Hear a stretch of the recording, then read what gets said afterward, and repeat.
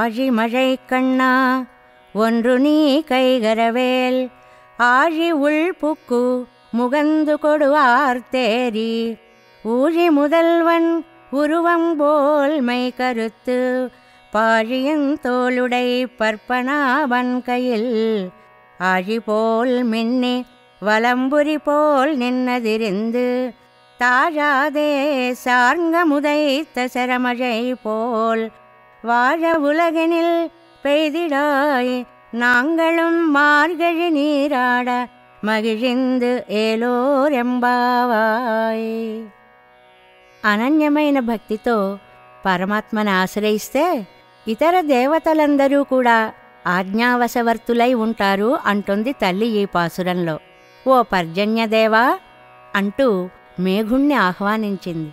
ఓ గంభీర స్వభావ, లోకానికి జలమునందించే దేవుడివి కదా నువ్వు. జలాలనివ్వడంలో ఏమాత్రం సంకోచింపకు సుమా.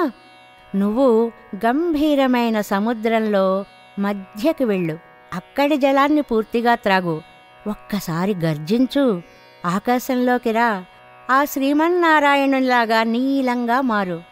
ఆ పద్మనాభుని చేతిలో చక్రంలా మెరవాలి సుమా నువ్వు, శంఖంలా ఉరమాలి. ఆయన శార్ంగమనే ధనస్సు నుంచి బాణాలు ఎలా వర్షిస్తాయో అలాగే నువ్వు కూడా వర్షించాలి. ఆ వానని చూచి లోకమంతా ఆనందించాలి. మేము మార్గశీర్ష స్నానం చేయాలి. అలా నువ్వు ఈ వ్రతంలో మాకు సహకరించాలి అంటుంది తల్లి.